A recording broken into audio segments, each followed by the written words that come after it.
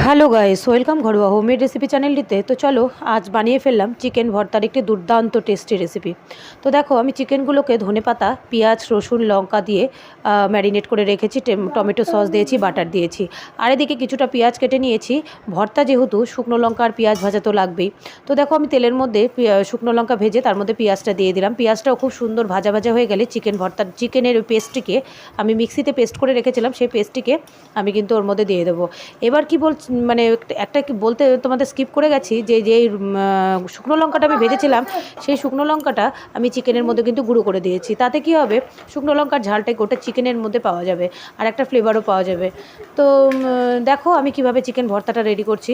তোমরাও বাড়িতে এইভাবে বানিয়ে খেও, এক থালা ভাত নিমিশেই শেষ হয়ে যাবে।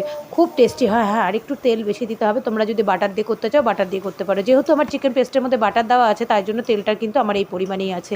তো দেখো আমি এটাকে কিন্তু অনেকক্ষণ ধরে গ্যাস কমিয়ে বেশ সুন্দর করে ভেজে ভেজে চিকেনটিকে আরও সেদ্ধ করে নেব। যতই পেস্ট করা থাক, সেদ্ধ তো করতেই হবে।